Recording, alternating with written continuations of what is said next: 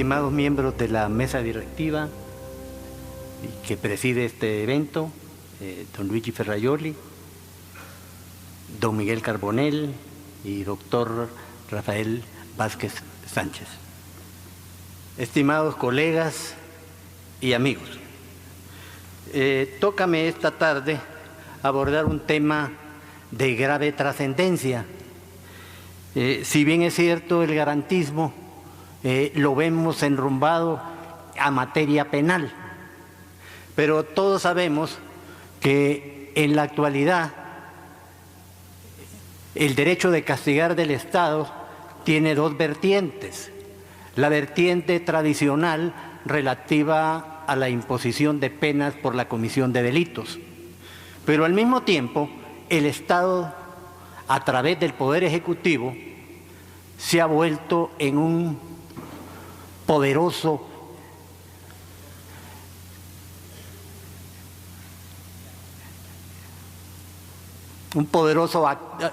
autor de sanciones de carácter administrativo. Él es quien ejerce cuantitativamente más el derecho de castigar dentro del Estado moderno, son las administraciones públicas. Fenómenos como la despenalización llevan indeclinablemente a que los delitos tienden a reducirse y a magnificarse la actividad sancionatoria de la administración pública. Otro tipo de fenómenos, como por ejemplo, que es más fácil imponer las sanciones administrativas porque son impartidas e impuestas por jueces, por tribunales que son imparciales e independientes, mientras que en la administración pública se actúa con personajes que imponen las sanciones, pero que al mismo tiempo son partes interesadas. En la administración pública prácticamente nadie obtiene una absolución. En el proceso penal, a donde se dan todo este tipo de garantías liberales que comenzaron desde Beccaria, pues la cosa ahí se vuelve un poco más difícil y aleatoria. La principal fuente, pues, de castigos es la relativa al Poder Ejecutivo. Pero, paradójicamente, ahí es donde las garantías del ciudadano se encuentran mediatizadas, principalmente porque la autoría de la imposición corresponde al Poder Ejecutivo. Es decir, no existe lo que el maestro Ferrajoli denomina la garantía orgánica, es decir, que sean tribunales imparciales e independientes los que impongan la sanción.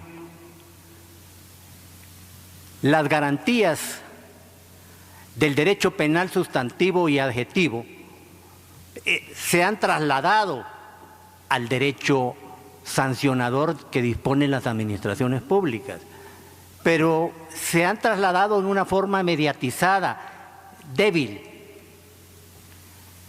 adecuándolas, dijéramos, a la idiosincrasia propia de la administración pública.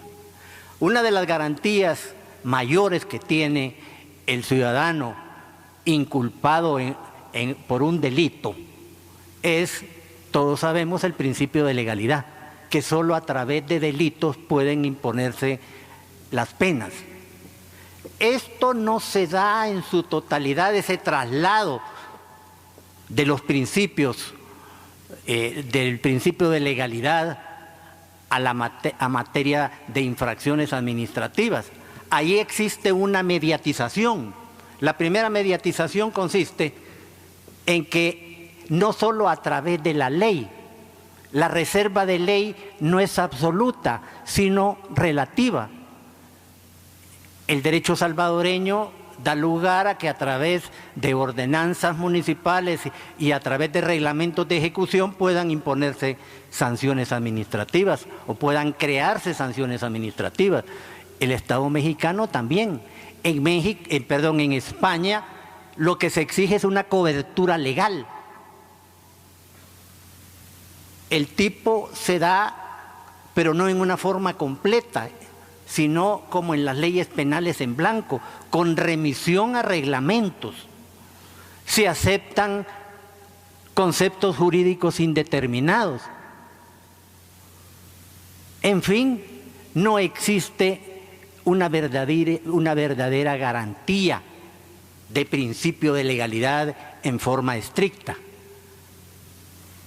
Vemos también que en el derecho penal existe la garantía del tipo, pero el tipo también es diferentemente entendido, y esto es con una gran evolución, porque es una gran conquista que se ha tenido de este traslado, en principio, de garantías penales adjetivas y sustantivas. Tradicionalmente no existía ninguna. La administración pública no tenía frenos ni límites. Ahora, al menos, en principio, debe sujetarse a ellos, pero no lo hace en una forma absoluta. El tipo, pues, no es exclusivamente creado por el legislador, por el poder legislativo, sino también el poder ejecutivo puede intervenir en la creación de infracciones y sanciones.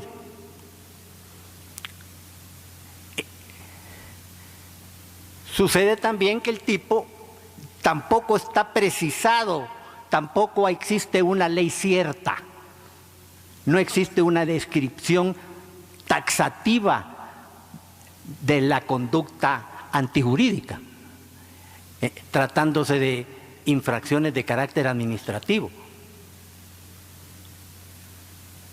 Ahí también vemos conceptos jurídicos indeterminados. Ahí también se utilizan lo que se denomina cláusulas indeterminadas de carácter residual o cláusulas escobas. Es decir, toda violación a la ley se convierte en una infracción administrativa. Todos sabemos que hay una diferencia radical entre la violación a la ley y lo que es delito. El delito es una creación, se debe institucionalizar a través de una descripción objetiva de la conducta antijurídica. Se debe erigir el tipo. Y vemos un catálogo de delitos dentro del Código Penal. No sucede lo mismo en cuestión de sanciones de carácter administrativo. Ahí, con un solo artículo, toda contravención a la ley deriva en una infracción. En mi país, y seguramente en México, casi todas las leyes que se refieren a materia sancionatoria dicen que constituyen infracciones y que serán objeto de sanciones toda contravención a esta ley. Ahí el tipo resulta total y completamente desprotegido. Contravención, violación a la ley es lo mismo que infracción. De ahí pues deviene de que el número de infracciones y en consecuencia de castigos que puede imponer la administración pública se vuelven en infinitos. Nadie ha podido contarlos. Es imposible, dicen autores como Nieto, hacer un código de infracciones administrativas por la cantidad que son. Y respecto de cada materia, sectorialmente se tendría que tener prácticamente un código penal, lo cual es imposible. Para eso las administraciones, la legislación y también el Poder Judicial han ayudado a encontrar una manera fácil y expedita para la administración: volver toda contravención en infracción. Aquí prácticamente desaparece el tipo. Todo es infracción. Vemos pues que las garantías penales tradicionales, tratándose del derecho sancionatorio, desaparecen prácticamente, se desvanecen. Otra es la culpabilidad, que es la base del reproche en materia penal. No basta la consumación del hecho antijurídico, es necesario que el autor del delito pues actúe con dolo o al menos culpa. De ahí vienen eximentes o cláusulas que excluyen la responsabilidad criminal. En materia de sanciones administrativas, en Europa hacen un esfuerzo, leyes italianas, la ley italiana y la ley alemana han hecho esfuerzos de introducir la culpabilidad, pero en países como América Latina, la Argentina, El Salvador, la culpabilidad prácticamente no se exige. Es simplemente la contravención material, no existe el reproche. Otra gran diferencia que vemos en las infracciones y en los delitos es que en las sanciones administrativas también la autoría puede corresponder a personas jurídicas y es más fácil. Y ahí la culpabilidad también desaparece. También desaparece. Tenemos también otros principios, como por ejemplo, no debe haber sanción, no debe haber pena sin un juicio que la preceda. En materia de sanciones administrativas no sucede lo mismo y tradicionalmente no sucedía prácticamente nunca. Ahora, con el traslado jurisprudencial y a veces legislativo de estos principios penales, sí se ha dado y se exige que se siga un procedimiento sancionador. Pero en la práctica las administraciones públicas burlan esto. Se dan muchos casos en que, por ejemplo, mire, no le doy solvencia si usted no paga la multa. Siempre que la administración pública pueda evadir el procedimiento administrativo, lo va a hacer. Otra, dijéramos, garantía penal, esta vez de carácter adjetivo, de carácter procesal, es la presunción de inocencia. Muchos tratados internacionales introducen la presunción de inocencia. La mayoría de constituciones también lo hacen. Pero en la práctica también se viene a mediatizar un poco. Y en general cierto tipo de autores vuelven a debilitar, a devaluar nuevamente la garantía. Por ejemplo, Nieto se pregunta, mire, ¿y cómo vamos a combatir el narcotráfico? ¿Cómo vamos a combatir cierto tipo de delitos de carácter tecnológico? El crimen organizado, que son especialistas en no dejar huellas en los delitos. Y entonces, ¿cómo los vamos a castigar? Es prácticamente recurrir al derecho penal del enemigo, en que no hay garantías, que a los enemigos no tienen derechos.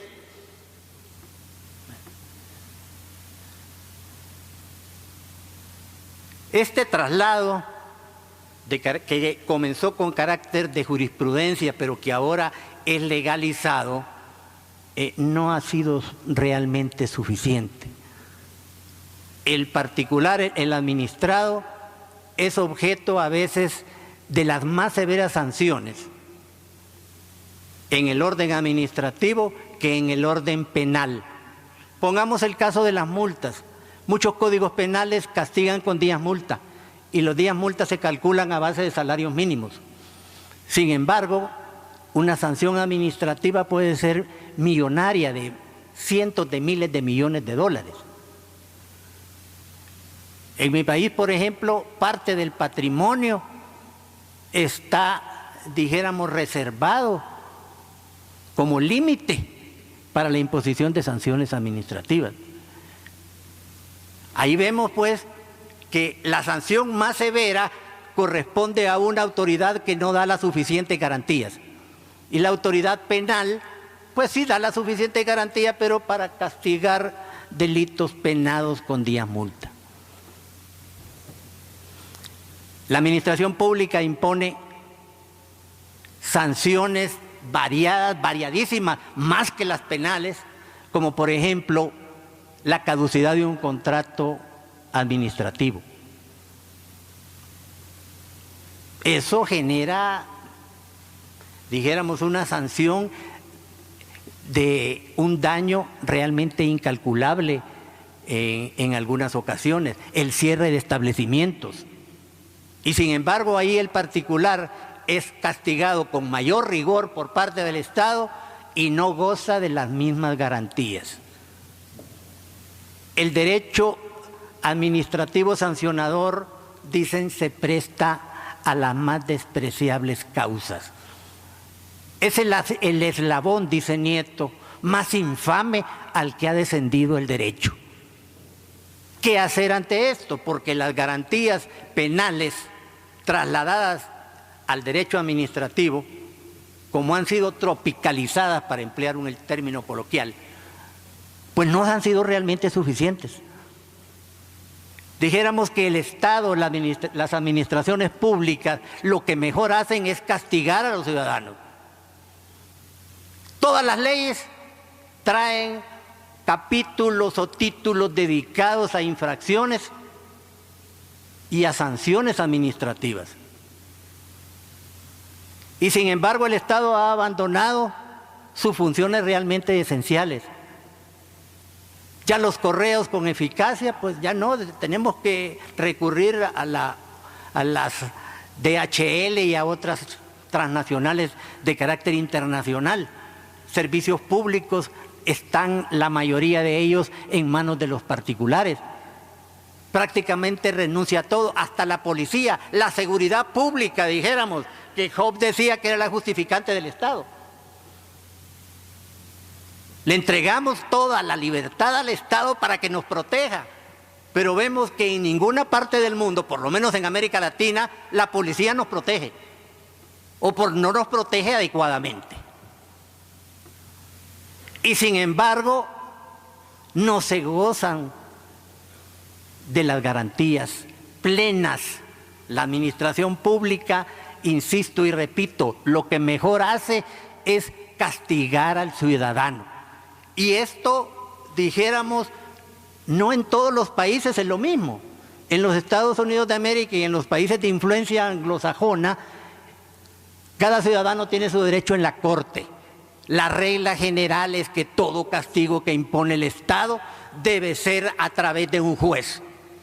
En nuestros países en que la administración pública tiende a la arbitrariedad, tiende al desborde del poder, se le entrega el derecho de castigar sin más ni más y no se le brindan al particular las garantías necesarias.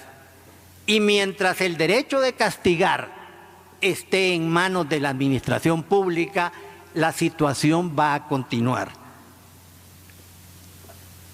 Y no va a cambiar, al menos radicalmente. Se ha mejorado efectivamente, pero no en la entidad necesaria como para que el particular sienta la sensación de inseguridad.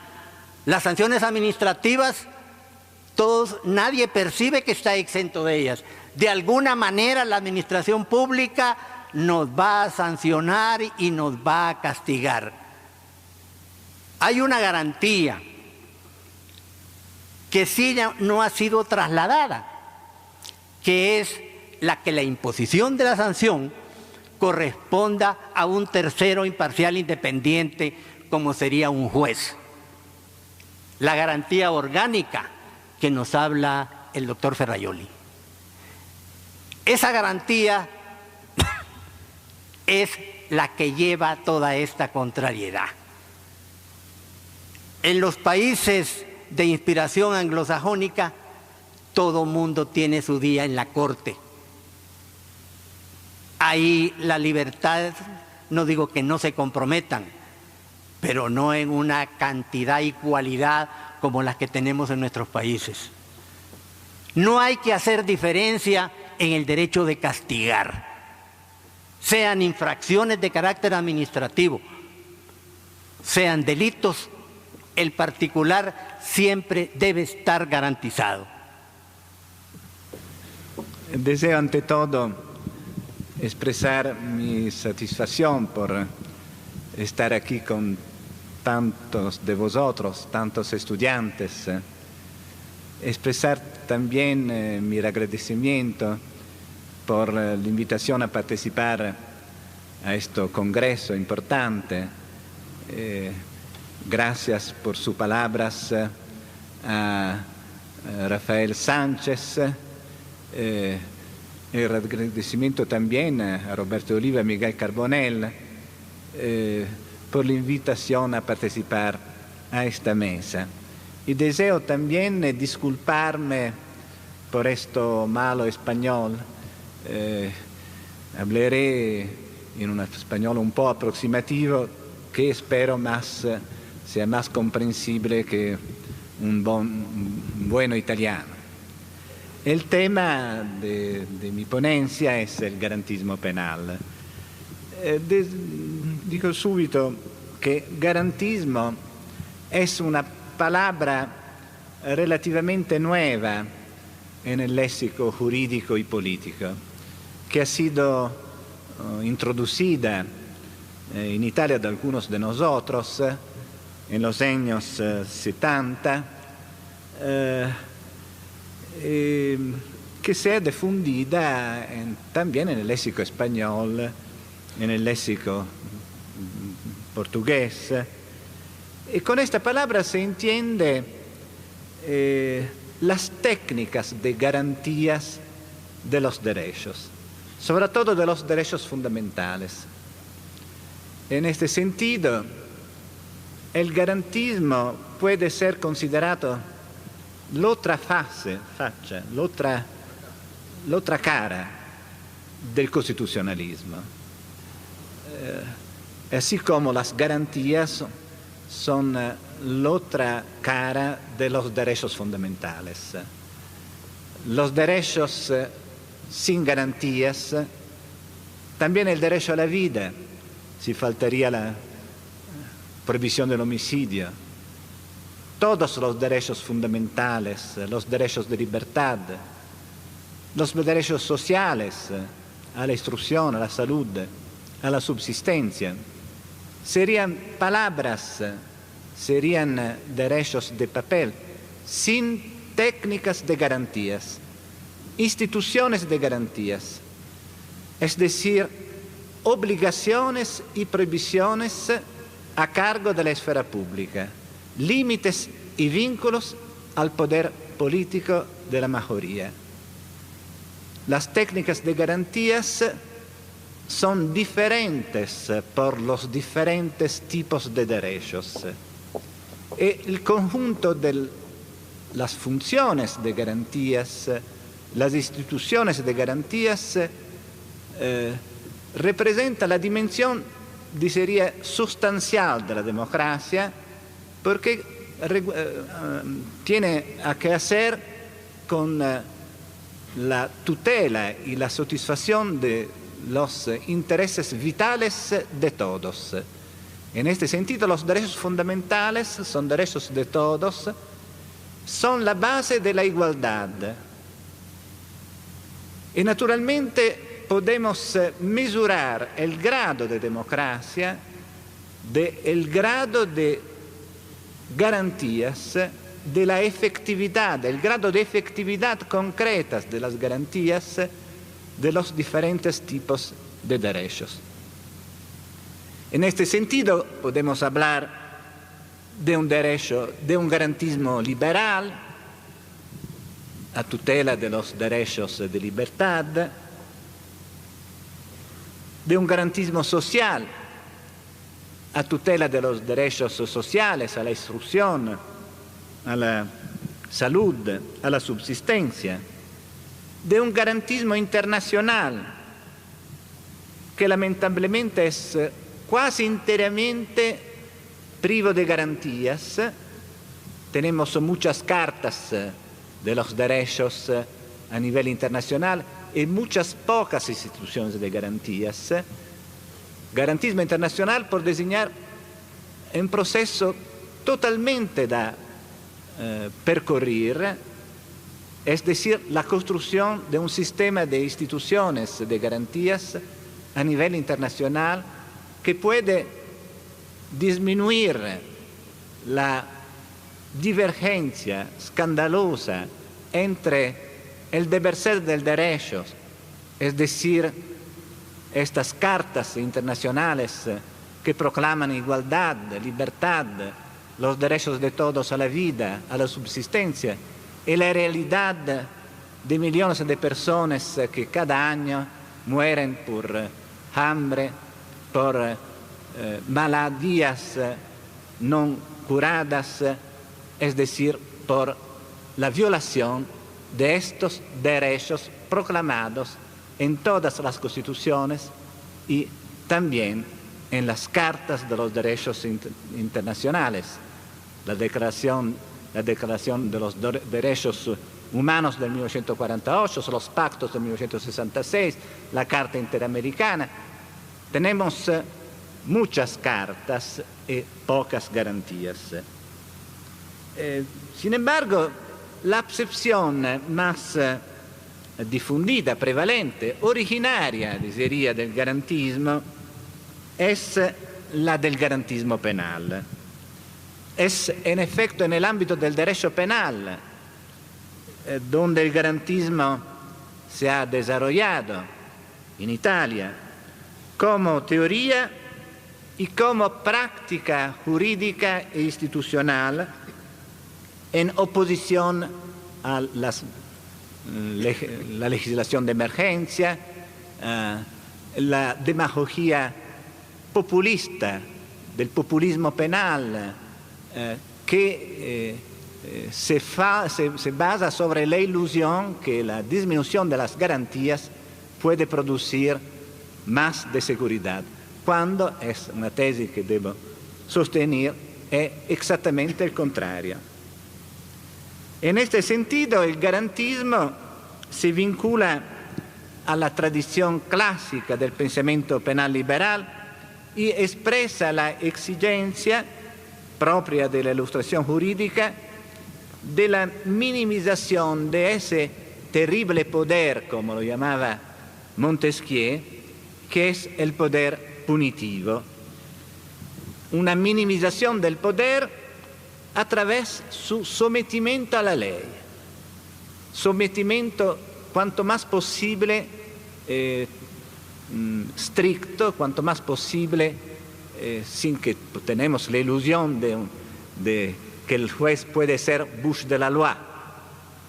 Esta es una ilusión, naturalmente. Sin embargo, depende lo diceva Oliva, de la estricta legalidad, de cómo son construidas las leyes, de su precisión, de las garantías sustanciales, el principio de tasatividad, de ofensividad, que son otros tantos límites al poder punitivo, que el poder judicial, el poder punitivo, sea limitado, y las garantías que limitan este poder son garantías al mismo tiempo de inmunidad del ciudadano contra el arbitrio punitivo y también garantías de verdad.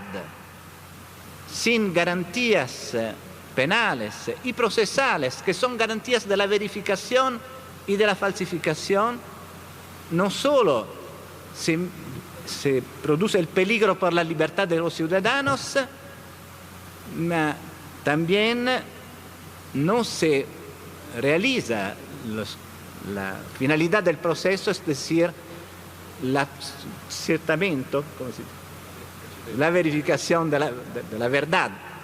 El proceso es un sistema muy complejo cuya finalidad es la aproximación máxima a la verdad.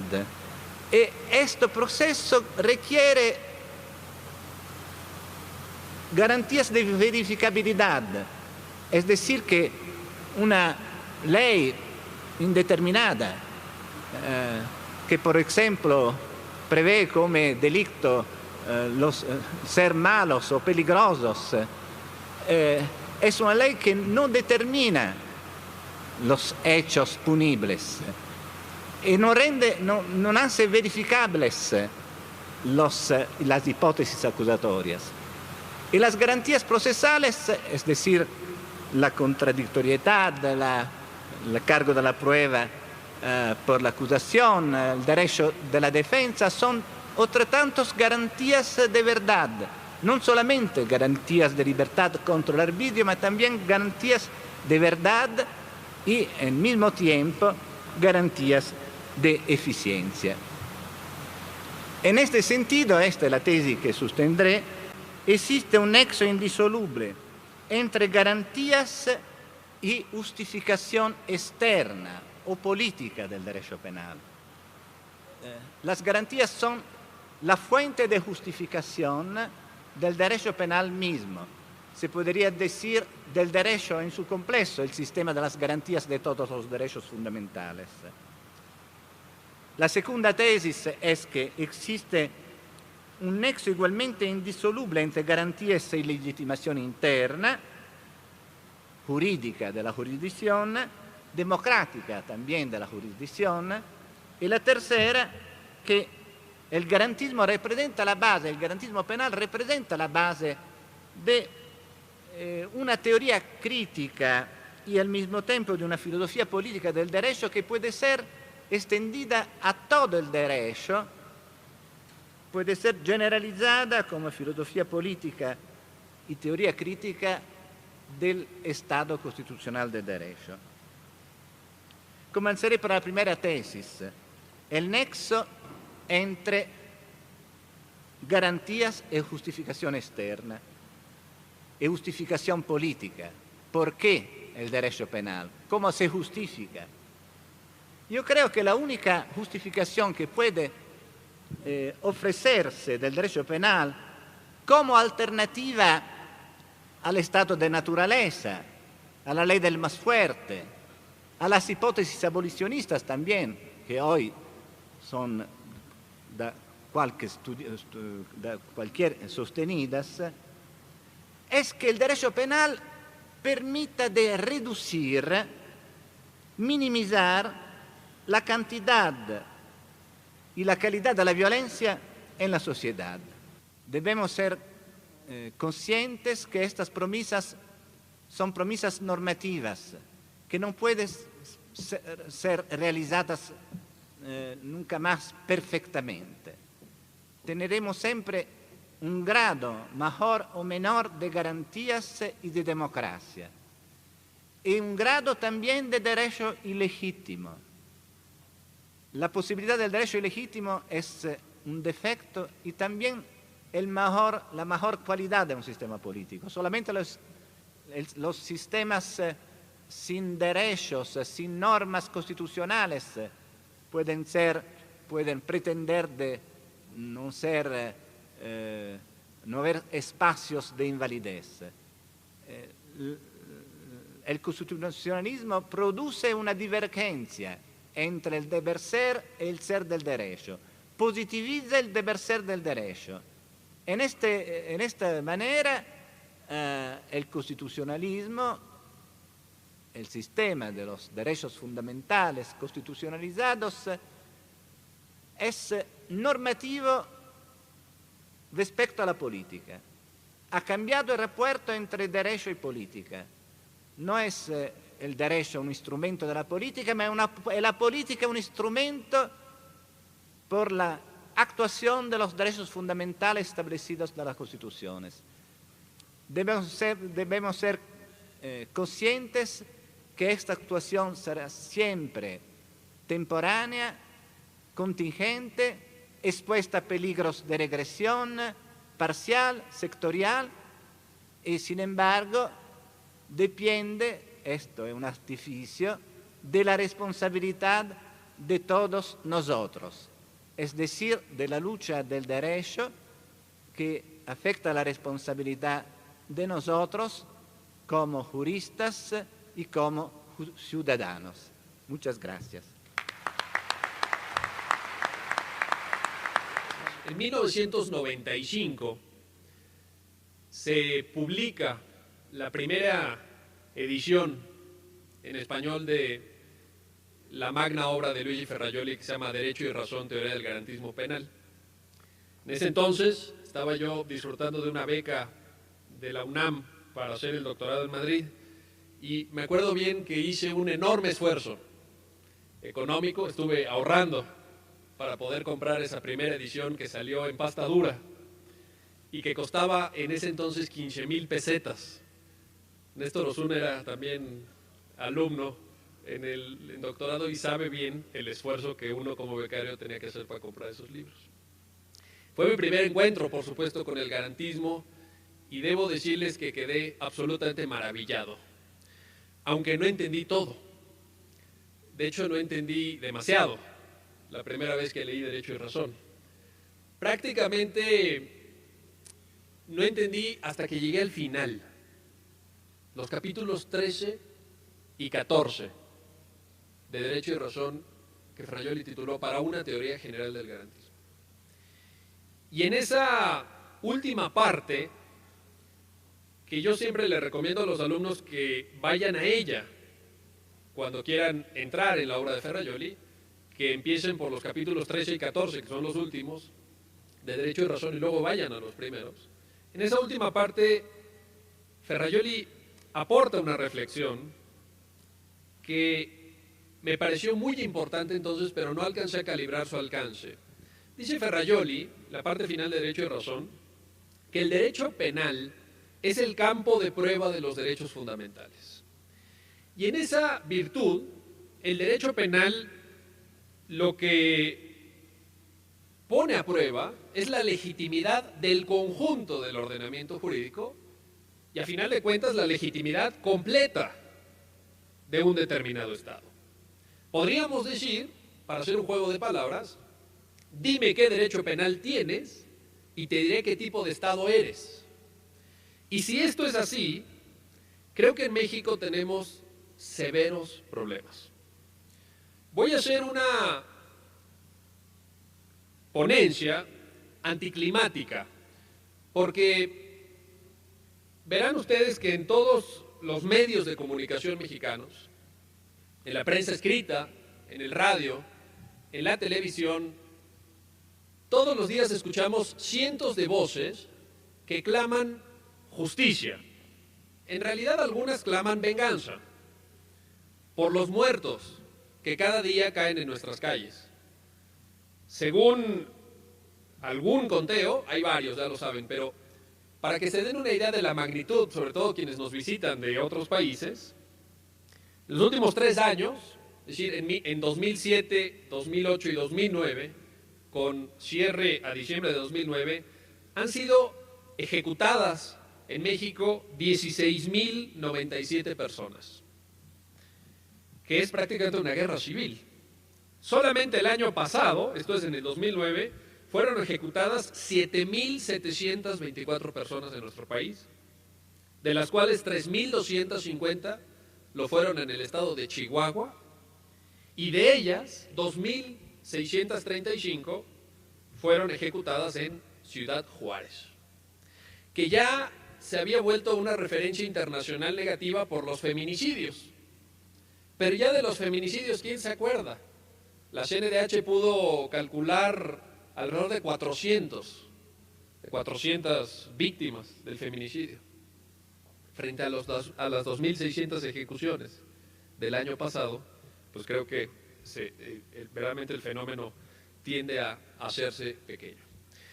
Claman venganza, claman justicia estas cientos de voces, y yo quiero, sin embargo, ofrecer la otra cara de la moneda. Yo quiero demostrar que el Estado mexicano ejerce sus funciones vinculadas con el derecho penal, con el proceso penal, de forma sumamente autoritaria y violadora de derechos. ¿En qué baso esta afirmación? En los siguientes hechos, y voy a ir por etapas, voy a ir como dando estadísticas respecto de cada una de las formas en que se ejerce el proceso penal en México. Primero, la detención. ¿Cómo se detiene en México? Según los datos disponibles, la mayor parte de detenciones que realiza la policía son practicadas en el mismo momento en que se está cometiendo el hecho delictivo. Esto es la flagrancia. Según una encuesta levantada por el CIDE, el 48% de los detenidos fueron detenidos a escasos minutos, menos de 60, de la comisión del delito.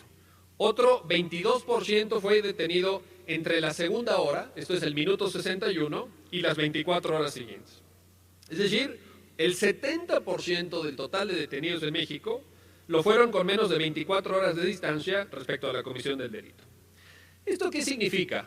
Que nuestra policía mexicana, si las aproximadamente 430,000 elementos de las miles de corporaciones policíacas que tenemos en México en los 3 niveles de gobierno, saben si acaso detener, pero no investigar. Si la posibilidad de que detengan a alguien cuando han pasado 24 horas después de cometido el hecho delictivo se reduce enormemente. De hecho, y no solo eso, sino que cuando se llevan a cabo las detenciones, muchas de ellas son tan absolutamente arbitrarias, muchas son para cumplir una cuota, que no se pueden luego reunir elementos para que los detenidos vayan a juicio.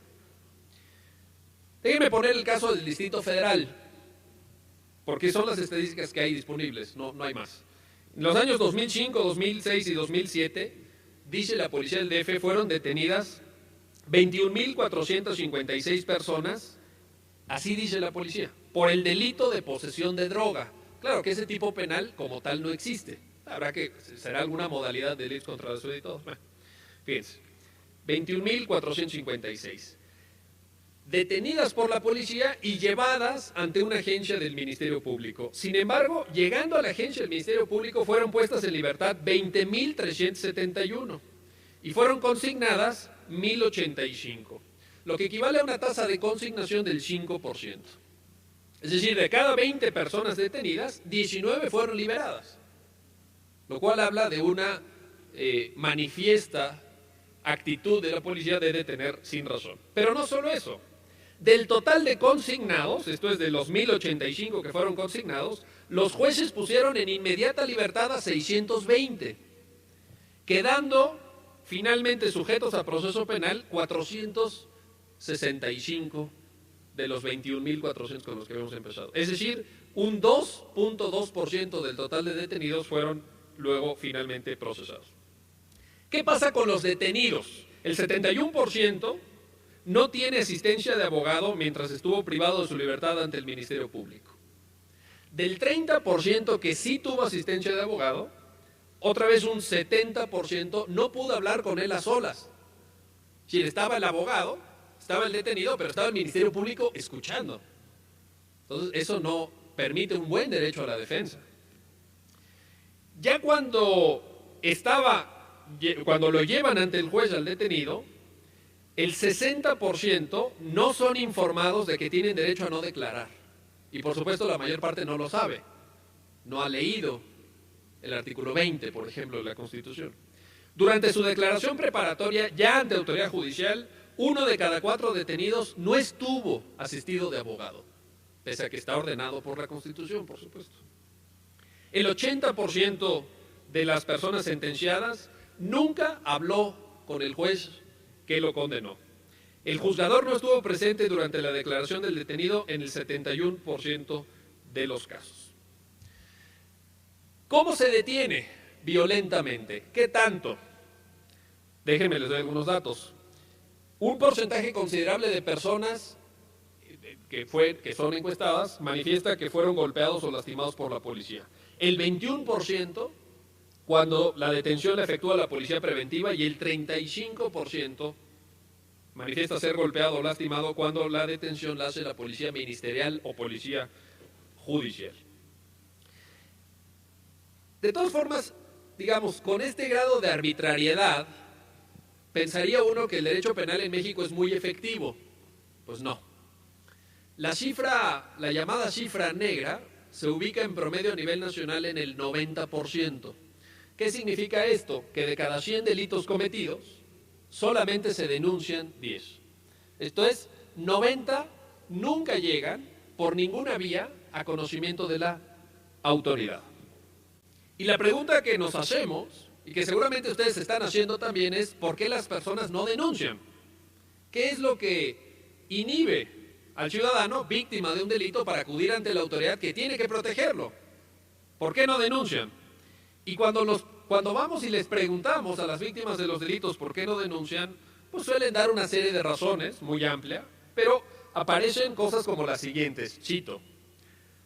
Dicen las víctimas, es una pérdida de tiempo, los trámites son largos y difíciles, no confío en la autoridad o no denuncio porque si lo hago me van a pedir dinero. Hay una visión de las agencias del Ministerio Público como lugares de corrupción. No entiendo por qué, pero bueno, no me puedo imaginar cuál sea la razón, pero en fin, la gente dice que allá hay corrupción, no sé, es gente muy imaginativa, supongo. Quienes sí denuncian, aquí viene un dato interesante, quienes sí denuncian no son muy bien atendidos. ¿Cuánto tarda un ciudadano en levantar una denuncia ante el Ministerio Público? 2.6 horas en el DF y 2.1 horas en el Estado de México en promedio. Sin embargo, la mitad de ellos tarda en el DF entre 2 y 5 horas. O sea, te pueden tener ahí 3, 4, 5 horas, no para dar con el responsable, sino para levantar la denuncia. Por supuesto, en todo este panorama, pues lo que se vislumbra es una gran impunidad. Hay un dato que quizá lo dice todo o lo explica todo para, digamos, visualizar muy crudamente en dónde está la impunidad. Es el siguiente. En el Distrito Federal y en el Estado de México, cuando una persona llama a la policía porque está siendo víctima de un delito, porque le está pasando algo y se le ocurre llamar a la policía, en la mitad de las ocasiones, esto es en el 50% de las llamadas, nunca acude ningún agente. Solamente en 1 de cada 4 la policía se presenta en menos de media hora. A partir de ahí, desde luego empieza una gran rueda de absoluta impunidad. Si nos vamos a la parte de la ejecución de las sanciones penales, si nos vamos a ver qué está pasando en los reclusorios, pues los datos no son menos dramáticos. Tenemos una sobrepoblación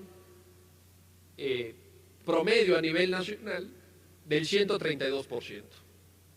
A junio de 2009, que es la última cifra presentada por la Secretaría de Seguridad Pública Federal, teníamos 229.029 internos en los 433 establecimientos penitenciarios de México. 132% de sobrepoblación a nivel nacional, pero tenemos cárceles que llegan a estar al 500% de su capacidad. 2 ejemplos, el reclusorio de Magdalena de Quino en Sonora y el de Ensenada en Baja California. Hay reclusorios que están al 400% de su capacidad, como el Cerezo número 8 en Villa de Flores, Chiapas, al 240% como el reclusorio de Catepec en el Estado de México y así por el estilo. Las cárceles de Chihuahua tienen una sobrepoblación del 277%, las de Nayarit del 241%, las de Sonora del 232% y las de Baja California del 166%. También hay buenas noticias. Hay estados en donde no están llenas las cárceles. Se los digo por si quieren evaluar posibilidades. Tlaxcala está al 65%, Campeche al 73% y Aguascalientes al 91%. Puebla no tengo el dato, no traigo todos los datos, que si no esto nunca terminaría. Esto, sin embargo, siendo grave, no refleja en toda su magnitud el drama carcelario. Hay, me parece, 2 datos todavía peores. 2 datos que configuran lo que podríamos llamar, y voy a ser muy cuidadoso con las palabras, pero no quiero esquivar el concepto, lo que podríamos llamar el genocidio carcelario, que es algo de lo que nadie habla, que es algo de lo que nadie se acuerda y nadie se atreve a denunciar. Un genocidio carcelario que se justifica con los siguientes datos. En México, la población femenina más vulnerable ante el virus del VIH-Sida son las mujeres reclusas. incluso por encima de las sexoservidoras. La tasa de homicidios en las prisiones es 8 veces superior a la que se registra, y ya es de por sí alta, entre la población en libertad. 8 veces superior. Y la tasa de suicidios es 5 veces mayor.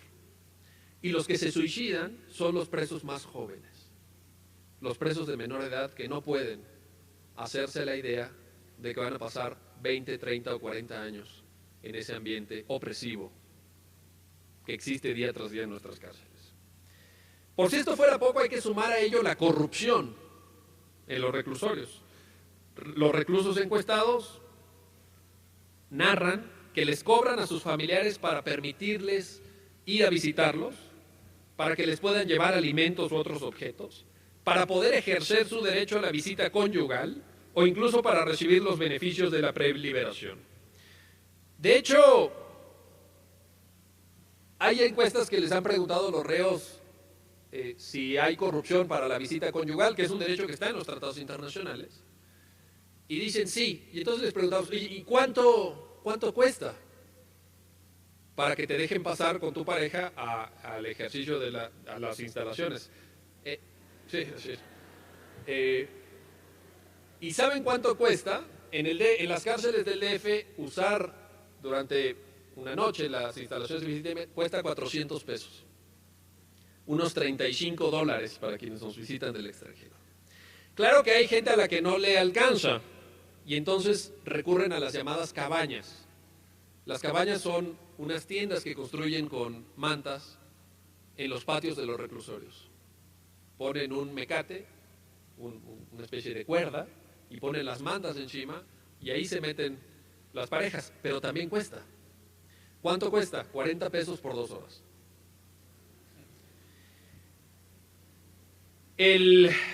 Menos del 4% de los internos recibieron bienes tan elementales de las autoridades como sábanas, cobijas, ropa o zapatos. El 98% no recibieron papel higiénico, pasta dental o jabón. Imagínense lo que eso significa en términos absolutamente prácticos de la más elemental higiene.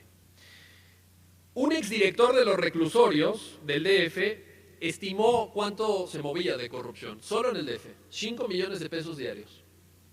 Esto es 1.800 millones de pesos al año, solo en el DF. Dirán, oye, todo esto que está tan mal y tan descompuesto debe ser por lo menos barato. No, es carísimo. ¿Cuánto nos cuesta? En el año 2009, el presupuesto de egresos de la Federación destinó al rubro de seguridad y justicia 91.153 millones de pesos, de los cuales 39.916 fueron para la Secretaría de Seguridad Pública Federal y 12.309 para la Procuraduría General de la República, que entre otras cosas, por si no tiene suficiente trabajo, se dedica a combatir reformas que extienden los derechos para todos al permitir, por ejemplo, el matrimonio entre personas del mismo sexo. Como si la PGR no tuviera que hacer, se dedica a combatir a la peligrosa plaga de los homosexuales. Eso debe de pensar seguramente el procurador. ¿Cuáles son las respuestas? Y ya con esto termino para que no me saque el señor presidente de la mesa la tarjeta roja.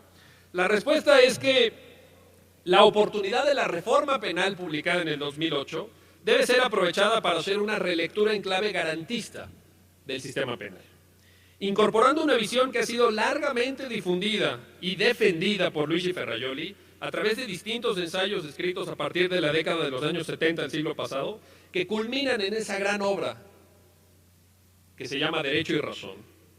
Me refiero a ideas vinculadas con el derecho penal mínimo y que se plasman en cuestiones tan concretas como la reserva de código penal, esto es que todos los tipos y todas las sanciones estén en un único ordenamiento en el Código Penal y no haya estas leyes que también incorporan por vía de legislación administrativa sancionadora tipos penales, etcétera. La creación de un sistema penal atado con firmeza al principio de proporcionalidad, y esto puede suponer, primero, que llevemos a cabo una tarea de depuración de conductas sancionadas penalmente, es decir, que avancemos hacia la despenalización, que avancemos hacia un esquema mucho más racional de penas previstas para estas conductas, y finalmente que midamos con cuidado y nos hagamos responsables de ello cuando se requiere aplicar la medida privativa de la libertad. No podemos combatir los fracasos del sistema penal mexicano, desde la etapa de la prevención del delito hasta la forma de llevar a cabo los procesos o la manera en que se ejecutan las sanciones, a través de sistemas que encubren verdaderos estados de excepción. La idea del derecho penal del enemigo, infortunadamente en México, no es solo teórica, sino práctica y normativa. Ya tenemos constitucionalizado un derecho penal del enemigo que me parece de un enorme riesgo para los derechos de todos. Ni siquiera cabe hacerlo en la lucha contra la criminalidad organizada, que debe llevarse a cabo hoy y siempre bajo los más férreos estándares de respeto a los derechos fundamentales de todos los involucrados, incluyendo desde luego el respeto a los derechos de las víctimas. El derecho penal en su conjunto debe volver a su objetivo primordial, ya entrevisto por el pensamiento de la Ilustración y que fue mencionado por Ferrajoli en su conferencia: minimizar todas las formas de violencia, como se explica en Derecho y Razón. La violencia que se produce contra las víctimas, la violencia de la venganza informal que se da en ausencia de procedimientos jurídicos, la violencia del Estado contra los procesados y sentenciados, la violencia contra y entre los presos. En México nos urge recuperar esa filosofía, y nada mejor para hacerlo que voltear a ver al mejor representante del garantismo que hay hoy día en el mundo. Por eso es que nos complace la presencia tan necesaria y tan vital de Luigi Ferrajoli en México. Pero para lograr esto, necesitamos políticos que piensen no solamente en la siguiente elección, sino sobre todo y ante todo en la siguiente generación. Muchas gracias.